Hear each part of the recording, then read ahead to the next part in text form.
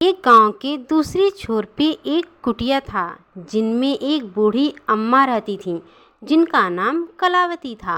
और उनके पास एक गाय थी जिसका नाम जूली था।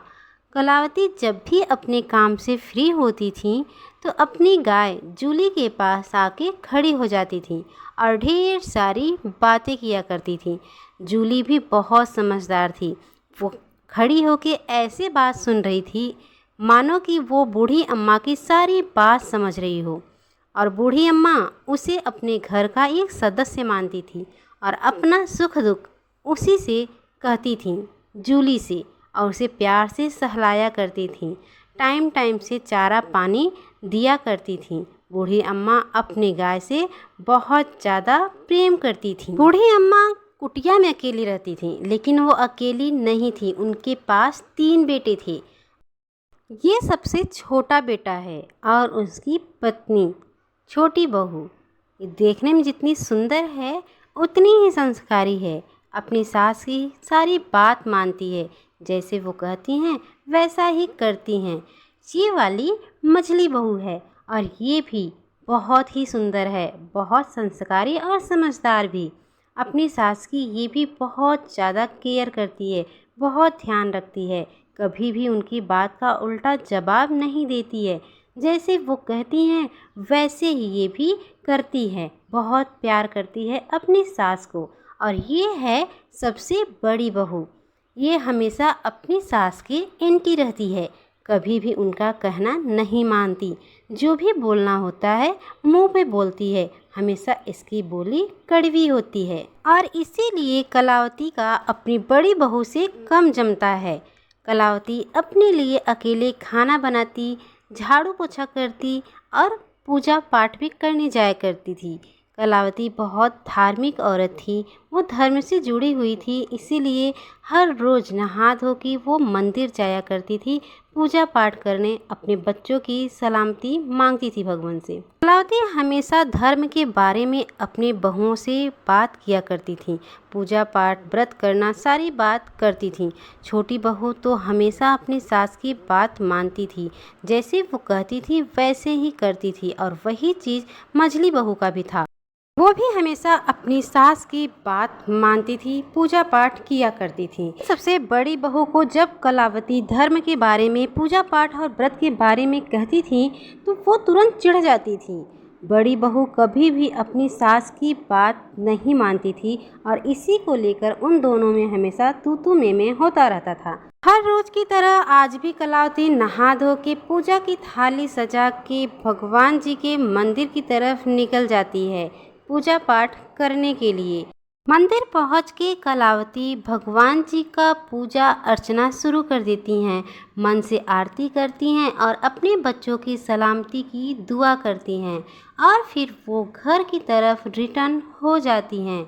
जैसे वो रास्ते में पहुंचती हैं उन्हें अपनी तबीयत अचानक सी खराब लगती है। तभी उन्हें चक्कर आने लगता है और वो ज़मीन पे अचानक से गिर जाती हैं और बेहोश हो जाती हैं। उन्हें बेहोश होता देख गांव के बहुत से लोग वहां पे जुट जाते हैं।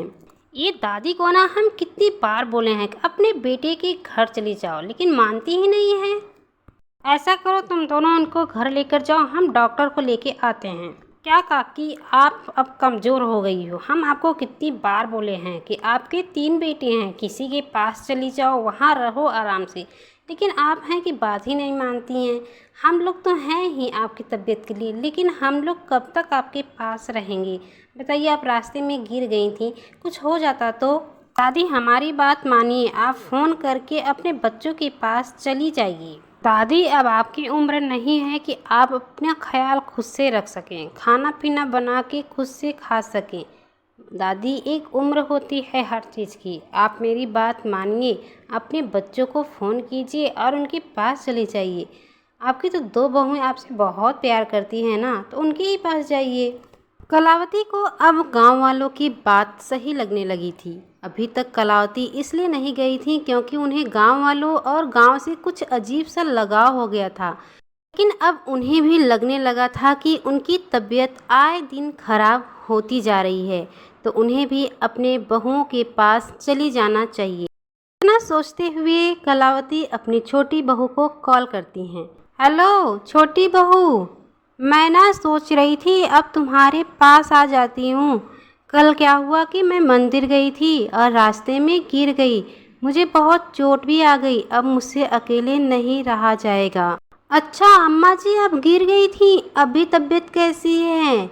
अच्छा ठीक है अम्मा जी, मैं लाने को तो आपको अब भी ले लूँ, लेकिन आपको तो मालूम है ना नवरात्र में मैं नंगे पाँव रहती हूँ, पूजा पाठ करती हूँ, किसी का छुआ नहीं खाती हूँ, तो मैं आपको अम्मा जी अभी नहीं ला सकती। कुछ दिन निकाल लीजिए, नवरात्र बीतने के बाद आप आ जाइएगा।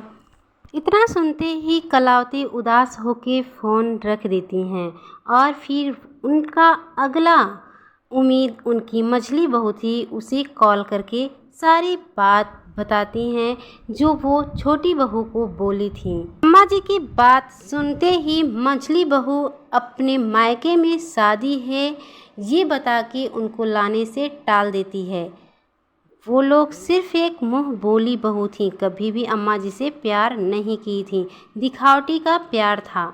उनकी बात सुन करके अम्मा जी फ़ोन नीचे रख देती हैं। फिर अम्मा जी सोचती हैं कि इन्हीं दोनों से तो उम्मीद था, मैं उस कड़वी को क्या फ़ोन करूं, वो तो पहले से ही कड़वी है।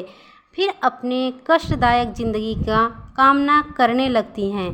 तभी फ़ोन की घंटी बजती है। अम्मा जी देखती हैं ये तो कड़वी का फ़ोन है, ना जाने इसे मेरी याद कैसे आ गई। इतना कहते हुए अम्मा जी फ़ोन उठाती हैं। क्यों, गिर गई ना, चोट लग गई होगी। रोज़ मंदिर जाना ज़रूरी है, भगवान जी के मंदिर रोज़ जाओ।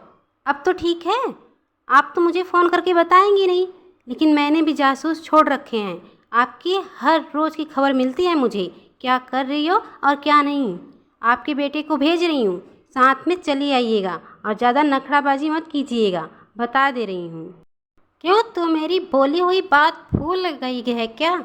मैं बोली थी ना तुमसे, मर जाऊंगी लेकिन तेरे यहाँ मैं कभी नहीं आऊँगी। इतने जल्दी भूल गई?